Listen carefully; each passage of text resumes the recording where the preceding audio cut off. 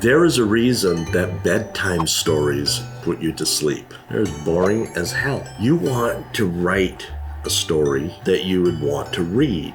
You would want to read something that's going to grab your attention, and not just grab it, but also hang on to it. You want characters that you can relate to. You want situations you can identify with, but above all, you want something that's going to make you turn the page to find out what's going to happen next. So you need conflict. Conflict in writing is your friend. In real life, not so much, but that's for another video. Your protagonist, by definition, must have an antagonist. There must be somebody who is working against him or working in competition with him or is trying to get rid of him or is trying to advance themselves, and the protagonist realizes he has to stop this. There has to be something that is an impetus for the protagonist to even be in your story in the first place. If that wasn't enough, you need another layer of conflict.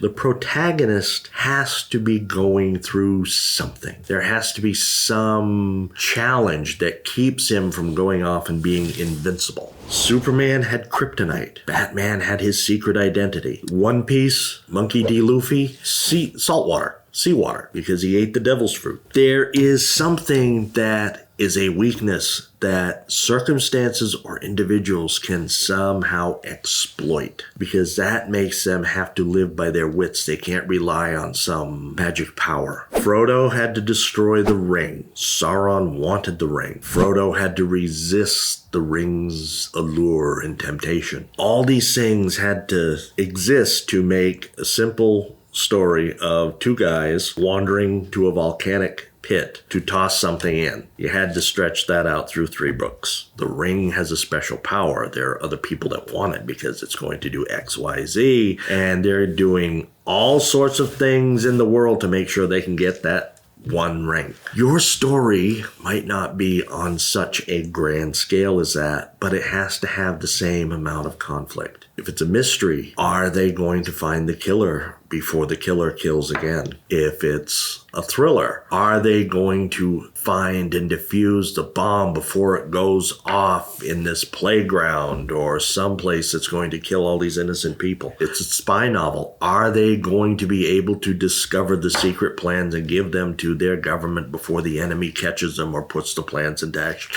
All sorts of things that, one, you have the overall overarching conflict, but everybody has to have something going on. Okay, this person is trying to solve a murder. If he's a police officer, has he been doing this for a long time? Is it putting a strain on his home life and his personal life? Is he an amateur detective? Is he getting in trouble with the law enforcement that are actually supposed to be investigating this crime? Is he a spy? Is he a double agent? Has he been, captured by double agents? Is he working with a double agent? Does he know they're double agents? All kinds of things are going on. Anything that's going to make you wonder, how is this story going to turn out? I remember when I was little, I used to love watching, TV shows with my parents. Back in the Stark Jurassic days before cable, you only had 3 networks.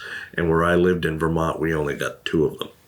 So your choice of shows was limited, and you usually found one and you would tune in every week. Well, in every week, there was some situation where the main character would be in danger. Looking back on it now, I can always tell when my folks would get really, really keyed up and have to convince themselves that it was all going to be okay. Because they would say, well, if anything happens to so-and-so, then the series is over and it's too early in the season. So you knew that you didn't know how they were going to do it, but somehow it would all work out. There had to be some conflict. Even in comedies, there had to be some conflict. If you go back and you watch The Nanny starring Fran Drescher, in every episode, she creates a situation that is really, really bad. But somehow, by the end of the episode, she has managed to save the day and come out smelling like a rose. So even in that, there was a little bit of conflict. Something that kept you watching and not turning the channel on the next commercial break. Figure out, what tax are you going to throw